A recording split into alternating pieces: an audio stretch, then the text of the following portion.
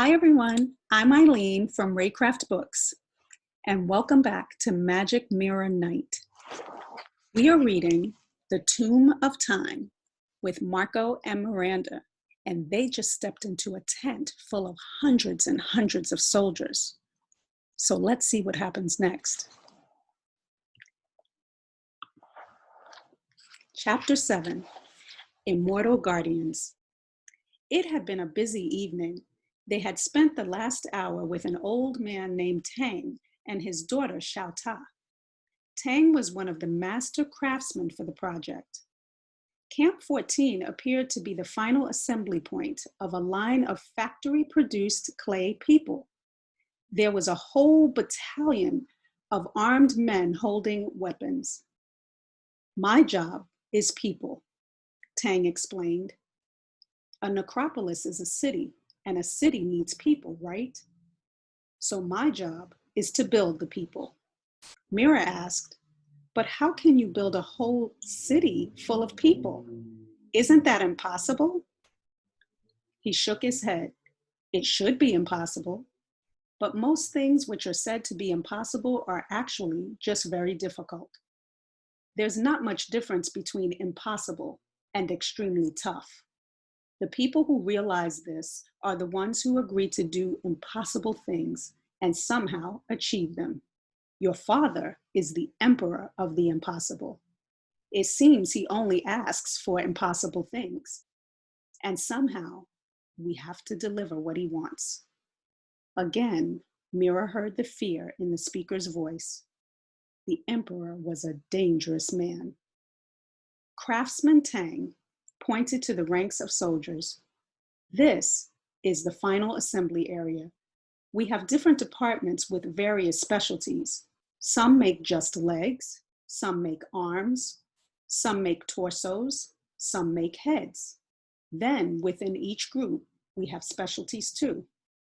The leg people make straight legs, or kneeling legs, or sitting legs. The head people, they make a range of different head shapes with different faces, different hats, different beards. The two children were amazed. And then you stick all the parts together? The old man nodded. We do. The parts are hollow, so they are not too heavy to lift. But each section has to be carefully assembled, and then the clay melted just enough that the parts bond together without breaking. It's a difficult job. And then when they're finished, they come here, said Xiaota. This is the best bit of all. Tang smiled at his daughter. I guess she's right. This is the best bit. In all the other parts of the operation, we are just handling lumps of clay and molds and doing fairly basic carving operations. But here we have the people finishing department. I finished one myself last week, said the girl. She did not look much older than Mira, but had a certain self-assuredness that gave her an adult air. Mira realized that at this time in history, people probably left school quite young, especially if they belonged to the working classes rather than the nobility. And girls probably had little education, if any. Perhaps Xiaota was only 13 or 14, but she had probably been working for 4 or 5 years already. Her father smiled at her. She did a great job. We work on their faces, making them into individuals. Then we paint them in realistic colors. That's a long and difficult job, taking hours for each person. Finally, they are left to dry. My one's a girl soldier dressed as a boy, said the girl. Mira smiled. Let me guess, she said. Is her name Fa Mulan? No, it's Xiaolu, Xiaota said. Marco said to Mira, the story of Fa Mulan is hundreds of years old, but we're 2,000 years in the past. She turned to him. How do you know this stuff? He shrugged. I read. He jumped to his feet and walked up to one of the soldiers. The weapons seem real, he said, peering at the blade of a spear. They are real, said Tang. Every single one of them. Don't touch the blades. They are very sharp. That's one of the things that makes this army so valuable. Mira asked, how come the weapons are real, but the people aren't? Tang wrinkled his brow. I guess you haven't had as much education as you should have. You probably learned different things at the schoolhouse in the Emperor's palace, but even Xiao Ta can answer that question. Don't you know how it works? The girl asked. Life after death? When you make a model of something and dedicate it to the afterlife, you have to do a special ceremony. Then it becomes real in the afterlife. Tang continued the explanation. Having to serve the emperor in this area, we've all become experts in the subject of immortality. Representations come to life. If it is a dead statue, it will become a live human being. If it is a corpse of a live human being, it will be reanimated. If it's a small scale model of something, it will grow to the proper size. So our great leader will have his thriving city. Marco put up his hand to ask a question. Please, sir, is the city going to have only soldiers? Won't it be a bit boring if there are no other kinds of people? Tang smiled. Come for a walk, he said. I'll show you some of the special things we are making for your father. Tang and his daughter took them on a tour of some of the other tents. There were people making entertainers in the first tent. Mira particularly liked a life-sized clay model of a man who had a faraway look in his eyes and one hand held up with a finger pointed. That's the storyteller, Xiao Ta said, very important in the afterlife. There were also acrobats and jugglers. In another tent, they saw chariots, more than 100. 3 in particular were spectacular. The emperor will ride around the necropolis doing his inspections in these chariots, Xiao Ta said. The front one, his escort, is smaller, with room for only one driver, covered with a bronze umbrella. Behind is the second one, much larger, pulling a carriage with windows in front and on the sides and a door behind. A large circular umbrella keeps the rain and the sun off the emperor's head. Many of the fittings are made of cast gold and silver and are very valuable. Then there was a chariot which looked like a firebird, black in front, red at the back. 6 clay horses pulled the fearsome dark machine. The wheeled cart had wings bristling with rockets and a tail of tubes filled with arrows. This is the Phoenix Chariot.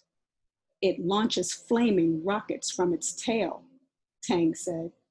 Would you like to ride on it? Is it dangerous? Marco asked. Come and see, the man replied.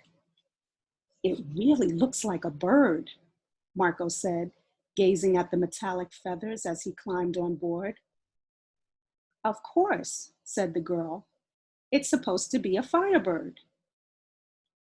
And the tail moves like a machine gun, said Marco, making rat-a-tat-tat-tat-tat noises as he turned the tail gun on imaginary enemies. In the chariot in the next tent, Mira sat in the driver's seat under a round metal umbrella. Xiao Ta stood at the front of the chariot and pretended to wave a long spear. Craftsman Tang laughed at the children. I'm tired of war, he said with a sigh. I dream of the day when these things can be magically transformed into children's toys displaying fireworks instead of machines for war. Everything is built for fighting and killing, Mira said. Doesn't our father ask you to make anything peaceful? Tang looked at the leader of the chariot-making staff silently for a moment before answering. The emperor is a great man. There is no doubt about that. 11 years ago, he sent the generals to secure peace for our frontiers. It was the first time that people everywhere, all under heaven, were united under one leader. And we hoped that the new law and order would bring harmony. A soldier standing with the chariot maker shook his head. But since I've returned from the frontier, I've seen fear and hardship ruling the people instead. Yes, Craftsman Tang said. The emperor you left is not the same one you've come back to serve. The rest of the tour was breathtaking. There was an area called the Chamber of Entertainers containing acrobats. The storyteller she had seen earlier was due to be assigned to that room too, Tsai explained. There was also an entire underground district called the Water Realm, a system of rivers where the emperor could hunt, fish, or just enjoy sitting by the brook. The water system had bronze canes standing in real water. When they got back to the main tent, they were bedazzled by all they had seen. What about the fish in the water realm? Marco asked.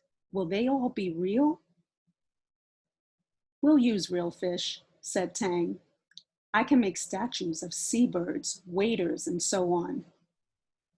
But I have not yet worked out how to make a clay or bronze fish that really swims. So we'll stock the ponds with live carp. He opened his mouth to speak again, but a trumpet sounded. And then another one. Everybody froze. They heard running feet. A soldier, breathless, appeared at the door of the tent. He's here, he gasped. All are together on the western plain to greet him. Mira's mouth dropped open. Uh-oh, she said out the side of her mouth to her brother. We are dead meat. Chapter 8, Death and Sorcery. The two children gazed around looking for a hole into which they could disappear. But everyone was moving in one direction, towards the main door of the tent. Old Tang and Master Craftsman grabbed hold of them. You must come too, of course. We will find a place for you in front. No, I'm feeling rather tired, said Mira. I think I want to go and lie down. Can you just show me to my tent? Is there like a presidential suite for the royal family?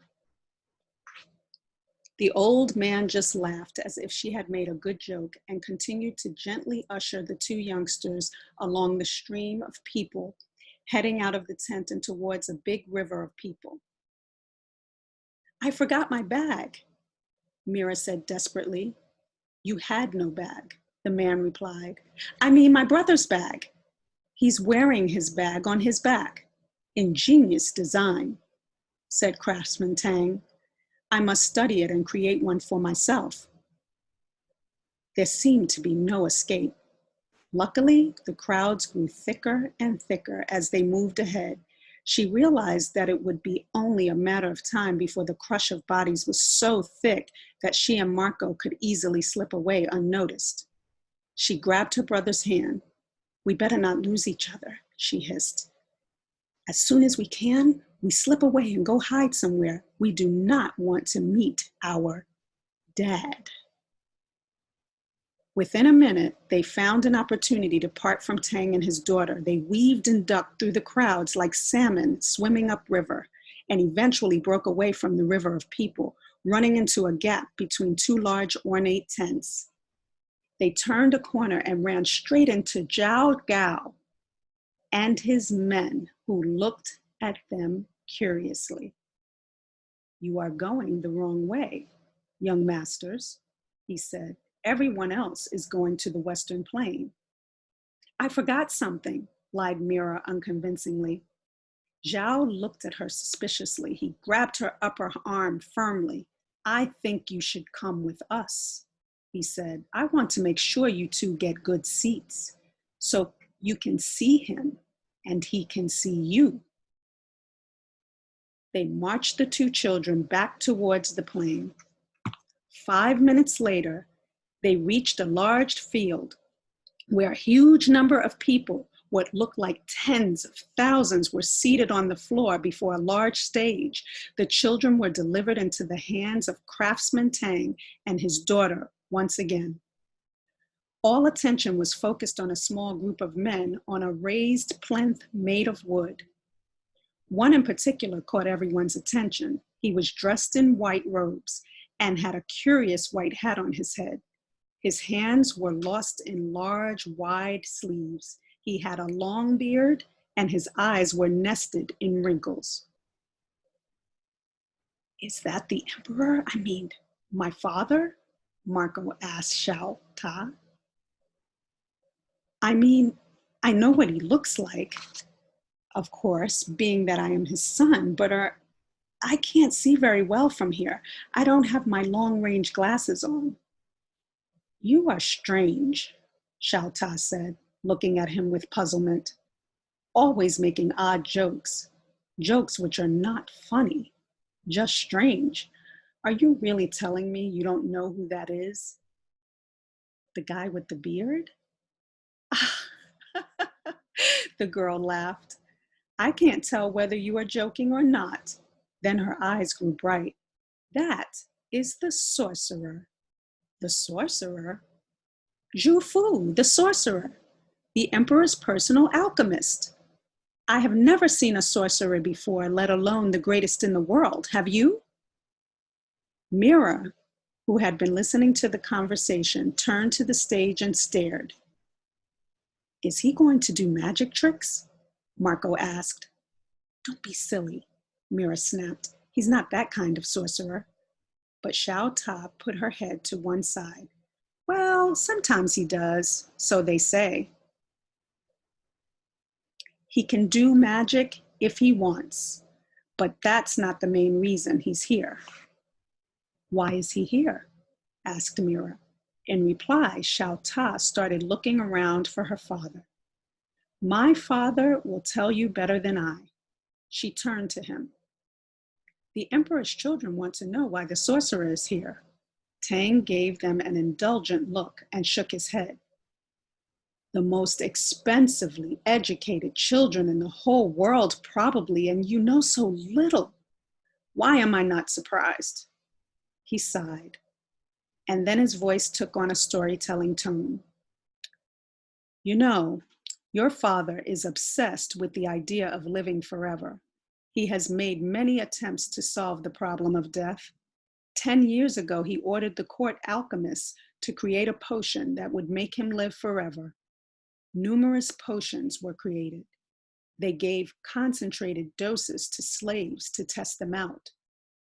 In every case, the slave fell severely ill or died. The alchemists were punished. They were put to death. Marco gulped. Our father is a harsh man, very harsh. In cases where he got angry, he gave the alchemists to his lieutenants, Li Si and Zhao Gao, whom you have met. They are experts in slow, painful deaths. Li Si, the supreme minister of justice, is known as the chancellor of fear, the prince of pain, the master of slow death. But if our dad kills anyone who fails, surely no one will even want to try. Tang looked thoughtful for a moment. When the emperor wants something, he gets it. He ordered that all books of science and magic in the kingdom be burned. Thousands of volumes of wisdom disappeared in a few weeks. More than 460 alchemists were put to death in the following days. The result is that the remaining ones have only one subject to study: immortality for the emperor. Their minds are focused tightly, shall we say. What's more, the incentive to find the answer is great. Failure to do so leads to the opposite of immortality: death. Marco raised his hand. Did this sorcerer guy find immortality? Is that why he wasn't killed along with the others? Tang looked down at the small boy. Correct, he said. To some extent, Zhu Fu found the address of immortality. He found a location where the elixir of life is hidden. He found it 2 years ago. So why didn't he bring it back for the emperor? He tried. He went on a great expedition through the Boha and Yellow Sea. He got close to it, so he said, but he had to turn back. He returned to the emperor, made a report, and requested extra resources. Now he is returning to the quest, this time with a much bigger fleet, determined to get it and bring it back. The last words of his story had to be shouted because the trumpets had started playing, and cheers went up from the crowds of the workers. Mira heard a strange crunching sound, almost a rumble, but with a rhythm to it, something like the beating of a drum. She and thousands of other people turned their heads to the east to find where it was coming from. Clouds of dust rose from the plain. Thank you for joining us. We'll be back tomorrow with more from the Tomb of Time. In the meantime, if you've missed the first few chapters, please go to our Reycraft YouTube channel, and we'll see you soon.